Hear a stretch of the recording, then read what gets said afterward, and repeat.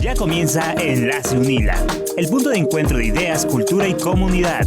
La universidad se escucha en Enlace UNILA. Muy buenas a todos, sean bienvenidos a un episodio más, una transmisión más de Enlace UNILA. Me acompaña como siempre mi compañero Mauricio González Guevara. Mauricio, ¿qué tal te encuentras el día de hoy? Hermano Julio, ¿cómo estás tú el día de hoy? Yo muy bien, muy contento de estar aquí contigo, con todos nuestros invitados, porque como siempre tenemos invitados. Me sorprende que ya aguanté en Enlace UNILA, ya me dieron contrato permanente ahora sí, ya soy parte del equipo. Sí, me alegro muchísimo que ya seas parte del equipo y qué bueno que mencionas que tenemos invitados, ¿no? Como siempre, en este caso, invitadas, como no, empiezo yo introduciendo a Yashiro Yolda de Sena García, licenciada criminalista y criminóloga por la Sociedad Mexicana en Criminología Capítulo Nuevo León AC en conjunto con la Federación Mexicana de Criminalística y Criminología AC. Diplomado en Criminologías Específicas, diplomado especializado en la atención e investigación de los delitos de género por el IFPES Ciudad de México. Instituto de Investigaciones Legislativas del Estado de Morelos por asistencia al panel Aspectos Socioeconómicos de las Drogas en México. Universidad Europea y Zurich Group, Academia Internacional de Ciencias Forenses Chirinos y Castro. Instituto Peruano de Investigación en Ciencias Jurídicas y Forenses Chirinos y Castro y el Instituto de Capacitación Profesional en Ciencias Forenses por participación en el curso especializado en Investigación Criminal Avanzada y reconocimiento sobre salud mental con perspectiva de derechos humanos y actualmente laborando en la Clínica de Rehabilitación en Adicciones EDELI. Pero Mauricio, con ese gran currículum, dime quién es nuestra otra invitada, porque vaya que es extenso, ¿no? Esto se está volviendo cada vez más como presentar peleadores de UFC, ¿no crees? Exactamente, no, eventualmente las introducciones van a ser más largas que el mismo programa. Pues, ¿qué crees? De este lado, porque vamos a decir, de este lado, nos acompaña como siempre ya parte de nuestro equipo de Enlace UNILA, ya es de la casa, ¿no? Ya tiene también su taza ahí junto a la cafetera. La maestra Eva Lorena Moreno Varela, psicóloga clínica por la UNAM, maestra en cuidados paliativos por la Universidad Autónoma Benito Juárez de Oaxaca, certificada en evaluación psicométrica y proyectiva, consejera certificada en adicciones, diplomada en neuropsicología por la Facultad de Psicología de la UNAM, diplomada en cuidados paliativos por la Facultad de Medicina de la UNAM, diplomada en derechos humanos de poblaciones vulnerables y en cuestiones de género por la CNDH, diplomada en periodismo de investigación por IMIPE, diplomada en educación ambiental por UAMX, con 13 años de experiencia profesional, miembro del Colegio Morelense de Psicología, miembro del Observatorio Nacional de Cuidados Paliativos, miembro del Instituto de Medicina del Dolor y Cuidados Paliativos, colaboradora del Atlas Mexicano de Cuidados Paliativos 2023 y actualmente labora en Fundación Andrés Reyes AC,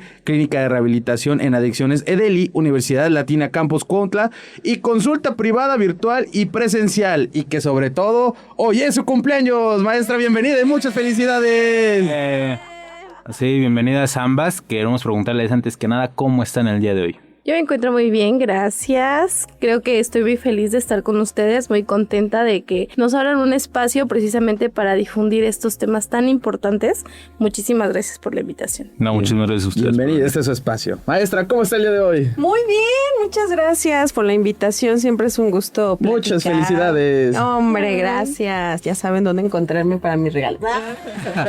En cualquiera de los lugares que le acabamos de mencionar, pueden todos ahí.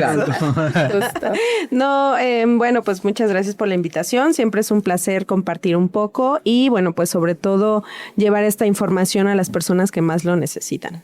Y así es, maestra, porque hoy tenemos un tema, como siempre, importante, pero yo creo que en esta ocasión es un poquito más relevante, un poco más serio tal vez. Y en esta ocasión, pues vamos a hablar de las adicciones.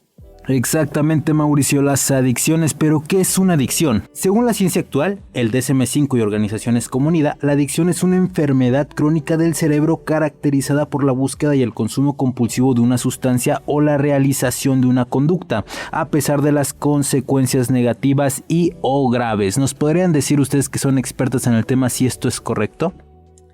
Es correcto, es importante recalcar y reconocer que toda adicción tiene que reconocerse como una enfermedad, ¿no? Primeramente porque esto tiene consecuencias tanto físicas como psicológicas, sociales, emocionales. Y bueno, aunque es una enfermedad, hay que reconocer también que tiene un tratamiento, ¿no?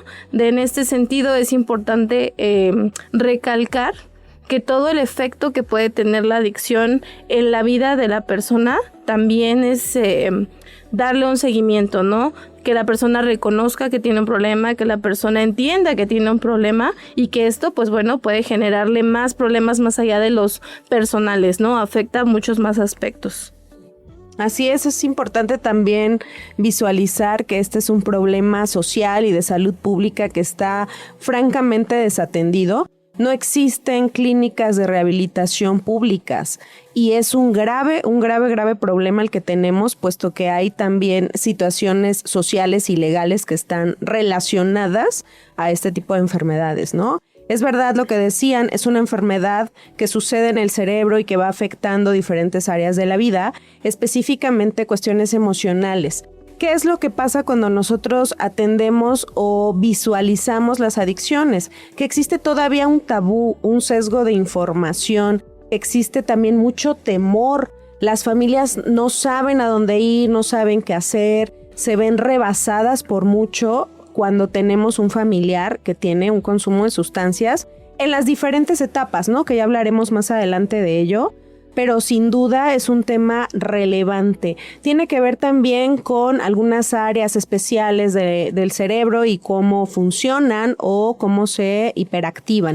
Pero bueno, pues sí es un tema que se requiere atender. Y por supuesto que, el día de hoy estamos tocando estos temas porque tiene un alcance mucho mayor, ¿no? No solamente estamos hablando de sistemas familiares, sino de sociedades enteras, estados y, ¿por qué no decirlo?, de todo México. Sí, claro, yo creo que ese tema, pues es de salud pública, pero es un tema de salud también mundial. Claro. Digo, sí. Ya creo que ya yéndonos un poco más a fondo, aunque sea muy pronto, pues hemos escuchado de situaciones como ya dentro de las adicciones y más específico de las drogas, de esto que fue es la pandemia del fentanilo. Así es, sí. Que pues rebasó, primero hasta donde yo supe, empezó siendo Estados Unidos, después fue como que hacia abajo, parte de lo que es Norteamérica, Centroamérica, pero ahora ya es una situación y una problemática a nivel mundial, ¿verdad? Así es, sí, es un movimiento que se encuentra en muchos lugares del mundo y que sobre todo está haciendo mella en población juvenil. Esa es una de las características que se tienen ahora. Nosotros sabemos que cuando hablamos de drogas, pues vamos a entender que es cualquier sustancia que se ingiere de cualquier manera y que va a afectar el sistema nervioso central. Por ende, las decisiones, las conductas y los comportamientos. Pero explíquenos un poco más, porque yo entiendo que las adicciones no forzosamente tienen que ser a drogas en este caso, ¿no? Sí. Que pueden ir un poco más. ¿Nos pueden explicar un poco más a fondo qué es o qué es lo que sucede en el cerebro de una persona adicta? Claro que sí. Bueno, pues vamos a encontrarnos que todos tenemos a nivel neurológico y desde este punto de vista anatómico áreas o circuitos para diferentes funciones. Y vamos a encontrar algo que se llama el circuito de recompensa, que es aquel que pues, nos llena de dopamina, que se enciende o se activa cuando estamos bajo estímulos positivos. Música, ejercicio, entre muchos otros. Cada uno de los estímulos va a tener un registro o un volumen diferente en ese circuito de recompensa. Estamos hablando de amígdala, hipocampo y el giro del cíngulo. Es decir, estas áreas a nivel del cerebro van a estar hiperactivadas, van a estar excitadas mucho más frecuentemente en quien ya ha tenido consumos de sustancias o drogas que en quien no. Y por ende también el mismo registro, la misma parte biológica va a estar relacionado con adicciones de tipo comportamental. Entonces, el estudio de la neurobiología o de las neurociencias nos llevan a plantear un punto anatómico relacional. Es decir, que todos estos tipos de adicciones van a estar relacionadas con el mismo circuito de recompensa. Por lo tanto, y poniéndolo como un ejemplo quizá más fácilmente comprendible, estaríamos hablando de que a nivel neurológico las redes neuronales van a encender o apagar, como los focos de tu casa. Va a haber algo que los encienda y los apague. Por lo tanto, que se exciten o se inhiban. Pero en las personas que ya tienen un problema de adicción, el circuito de recompensa ya no va a lograr bajar, ya no va a lograr apagarse, va a estar excitado todo el tiempo y va a generar algo que se llama craving, que pues es esta ansia o esta ansiedad por el consumo o por repetir la conducta que nos genera ese placer. Es muy importante recalcar cómo es que yo preguntaba justo al inicio de que si era la información correcta, porque aquí se recalca como una enfermedad. Así creo que es parte del miedo que usted menciona, que tiene mucha gente de decirlo, de que mi hijo es adicto, tal es adicto, porque una adicción suena más feo que decir mi hijo está enfermo, mi hijo tiene una enfermedad, ¿no? Entonces creo que es parte de este problema. Pero bueno, digamos, para quitar un poquito ese estigma, le quiero preguntar a Yashiro si nos podría responder si hay una diferencia marcada entre un hábito, un vicio y una adicción. Claro que sí. Hay que entender primero, ¿no? Todos cómo funcionamos nosotros como seres humanos, nosotros generamos hábitos, ¿no? Hábitos buenos, hábitos malos. Un buen hábito sería, por ejemplo, el que yo me levante temprano todos los días y haga ejercicio. ¿Cuál sería un hábito malo contrario a este buen hábito, no? Quizá levantarme tarde y lo primero que hago es, no sé, ver el teléfono, ¿no? Por poner un ejemplo simple. Y en este sentido podemos entender entonces que un vicio es todo que a nosotros nos pueda generar alguna constancia en alguna conducta, ¿ok? Alguna conducta negativa. Ahora, ¿qué es entonces una adicción o por qué una adicción sería un mal hábito si lo queremos correlacionar? Bueno, hay que entender primero entonces que todo lo que nosotros hacemos, en específico a las adicciones, hay un uso, un abuso, una dependencia, ¿ok? En el uso es cuando tú puedes ser un tomador social, por decirlo así, ¿no? Puedo yo relacionarme con personas, quizá nada más hay un cumpleaños, me tomo un vaso, no pasa nada. ¿Por qué? Porque puede que lo tome, pero puede que no lo tome y no pasa nada. No me genera ningún tipo de ansiedad, no me genera ningún tipo de malestar el no hacerlo. Ahora viene lo que es el abuso. ¿Qué pasa en el abuso de alguna sustancia? Y vamos a especificar y por tomar un ejemplo del alcohol. ¿Qué pasa cuando yo abuso del alcohol? Bueno, yo ya empiezo no solamente en las fiestas. También salgo de trabajar y digo, bueno, pues me voy a tomar una, ¿no? Voy a salir y me quiero tomar una. Para desestresarme porque hace mucho calor, ¿no? Porque es la típica. Sí. Hace mucho calor y una fría. Pero ¿qué pasa? Cuando esta conducta se vuelve constante, lo que decía la licenciada, el sistema de recompensa se ve afectado. ¿Por qué? Porque como ya mi uso es más constante, mi sistema de recompensa se ve afectado, genero una tolerancia a esta sustancia, mi sistema de recompensa ya no se puede apagar. ¿Por qué? Porque estoy segregando dopamina en exceso y entonces ya no segrega dopamina de manera natural. Al no segregar dopamina de manera natural, entonces mi cuerpo comienza a exigirme la misma cantidad de dopamina que yo le estaba dando con la sustancia, ¿no? Con el alcohol. Entonces, ¿qué pasa? El abuso ya se convierte entonces en algo que se llama dependencia. Entonces ya mi cuerpo no puede dejar de lado el alcohol, ya lo necesita. ¿Por qué? Porque yo ya afecté de tal manera mi sistema de recompensa que ya no importa si yo estoy desayunando, si estoy comiendo, si estoy haciendo cualquier actividad, mi cuerpo me va a exigir lo que yo le estaba dando, que le generaba la dopamina. Y es aquí donde entramos precisamente en lo que decía la licenciada, ¿no? En el craving.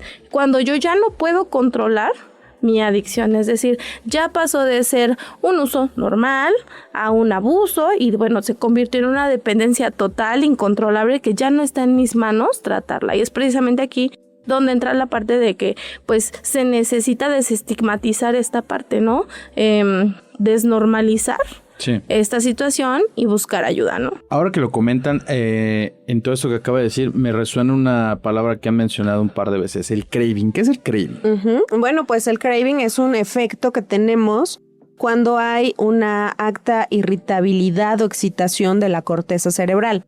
Lo que ocurre es una sensación y un momento de angustia y de ansiedad intenso que solamente se detiene o pareciera que solo se detiene cuando yo vuelvo a ingerir esa sustancia. Recordemos también que cuando hablamos de adicción a drogas, tiene mucho que ver cómo vamos a observar ese fenómeno. No podemos decir que únicamente somos adictos, por ejemplo, al cristal, porque tuvimos un problema de la infancia. No es unilateral. Van a haber muchas variables alrededor asociadas con el problema de consumo de drogas, que son factores, pues sí, internos o emocionales, factores de estilos de crianza, factores sociales, donde me desarrollé, donde me desempeño, donde crecí, entre muchos otros. Pero también cabe mencionar que ese craving puede tener un tratamiento, es decir, existen tanto fármacos como otras medidas que veremos un poco más adelante para controlar ese craving, ¿no? El craving siempre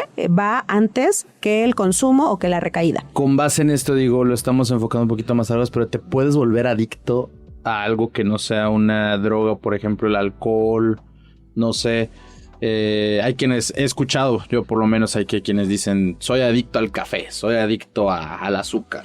Ojo aquí, importante, si consideramos tal cual el concepto de drogas que nos da la OMS, que es cualquier sustancia ingerida que genera en mi cuerpo un cambio o un efecto en el sistema nervioso, consideramos claro que el alcohol es una droga, ¿ok? Entonces sí es importante ponerlo en ese tenor, porque muchas veces cuando llegan a la clínica se van segregando o se sienten distintos los alcohólicos, es decir, quien abusa del consumo del alcohol, que quien abusa del consumo de otras sustancias, y no es así. En ambas personas vamos a encontrar efectos negativos y algo que coloquialmente en nuestro ramo se conoce como el sistema de pérdidas, ¿no? La persona va a empezar a perder el autocuidado, ya no se baña, ya no está comiendo, ya no duerme, va a perder las relaciones familiares, empieza a aislarse, va a tener pérdidas de trabajo, de la escuela, es decir, ya los efectos empiezan a observarse. Y muchas veces, también me gustaría sí señalarlo, la familia busca ayuda después de 7 años de consumo. No es al año, al mes, cuando observan que algo está mal, no. Pasan muchísimas cosas en esos 7 años, que es lo que lleva a la familia la búsqueda de la ayuda. ¿Y esos 7 años es como un tiempo medio o realmente siempre sucede a los 7 años? No, es estadísticamente, okay. ¿no? Es un dato que nos da la estadística. Pero volviendo a ese punto de qué más nos puede generar adicción, creo que la licenciada Yashiro nos puede mencionar algunos otros.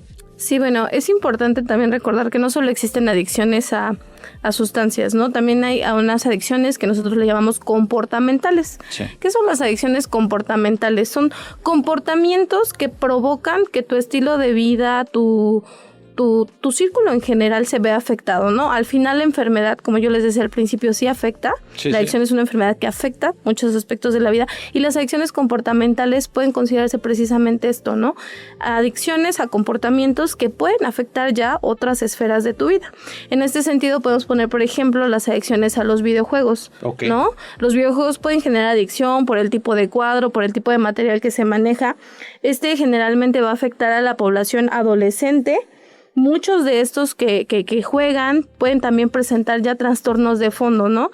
Podemos ver jóvenes con déficit de atención que tienen una adicción excesiva a los videojuegos. ¿Por qué? Porque, bueno, al final los videojuegos tienen imágenes llamativas, cuadros que cambian rápidamente, que hacen que ellos sientan una sensación de bienestar. ¿Por qué? Porque el mundo para ellos gira de una manera más lenta y los videojuegos van igual de rápido que ellos, ¿no? Entonces esto puede generar a lo mejor una adicción para ellos. También puede existir, por ejemplo, ¿no? La ludopatía, que es la adicción a los juegos, a las apuestas, ¿no? Y hay personas que genuinamente, o sea, generan una adicción a esto, que ya no pueden parar, que empiezan de una manera, vamos a llamarlo así, inocente, ¿no? Sí, claro. Conociendo a alguien. Quizá yo conocí a Juanito, ¿no?